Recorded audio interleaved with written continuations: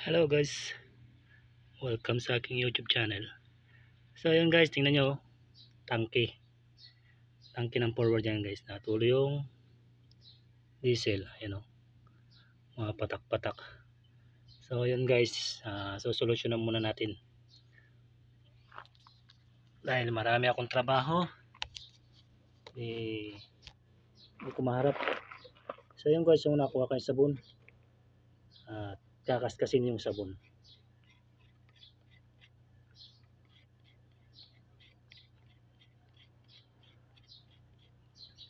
Kaskasin nyo lang yung sabon guys, oh, parang ganyan, oh. Kailangan yung kaskasin.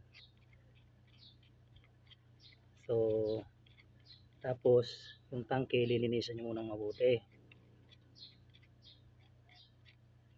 Ito muna yung pang remedyo guys sa mga tangke na nasa daan kayo, ganyan may butas, solusyonin nyo muna guys. Pero ito guys, nasa workshop pero hindi ko pa magawa, gawa ng dami kong ginagawa, grabe.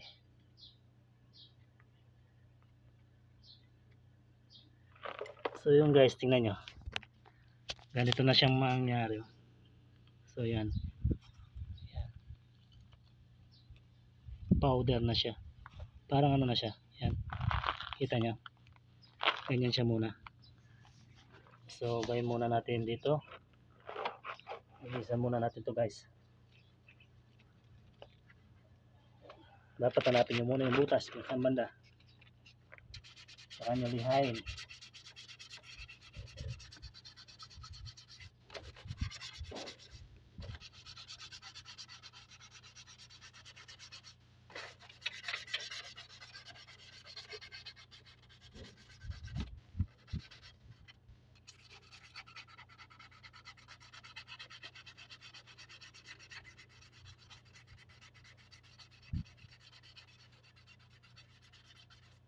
Ayun guys, hindi ko muna kasi magawa to, hindi ko mahinang, maraming trabaho. So punasan nyo muna na may sabon, tapos yung ano natin, yung inano na natin na sabon to.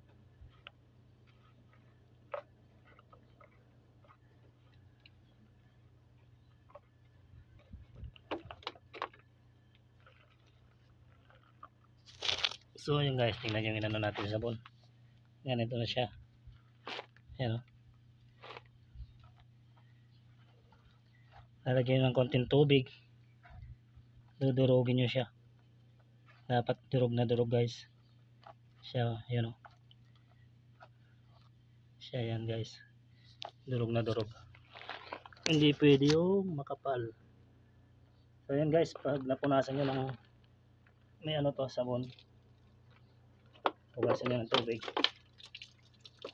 dapat alam nyo kung nasan banda yung butas, tsaka nyo tapal ngayon.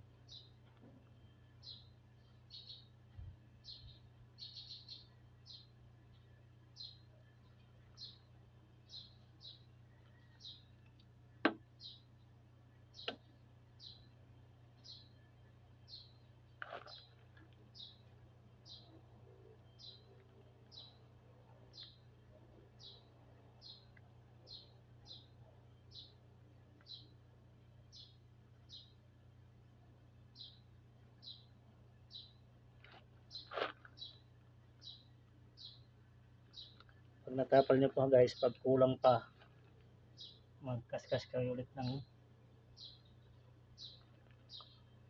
sabon.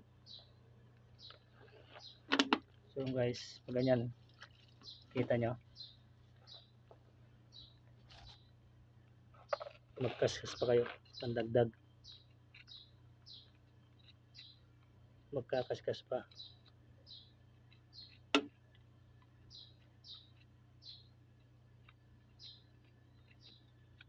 Ito yung solution muna natin, ay hindi natin maharap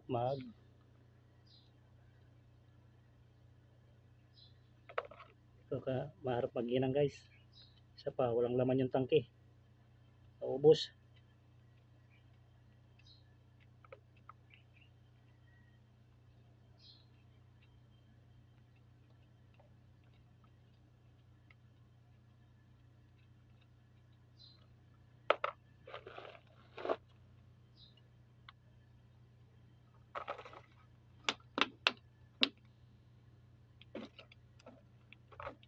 So guys, pag ano, lamutakin nyo muna guys yung sabon para madurog siyang firme.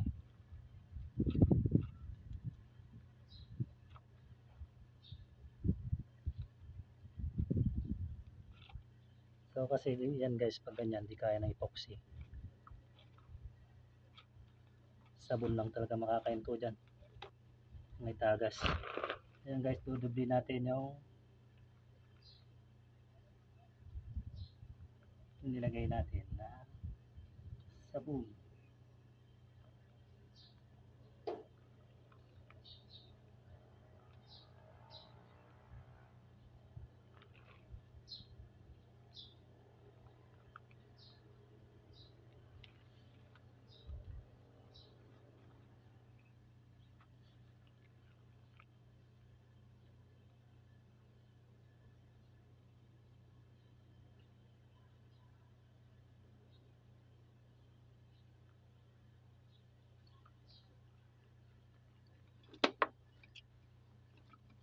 So yun guys, safeguard pala to, yung sabon na nilagay ko.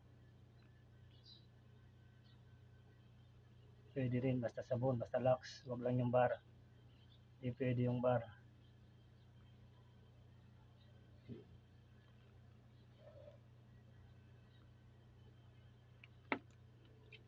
Tapos guys, hugas, medyo basa-basahin nyo muna para magpantay.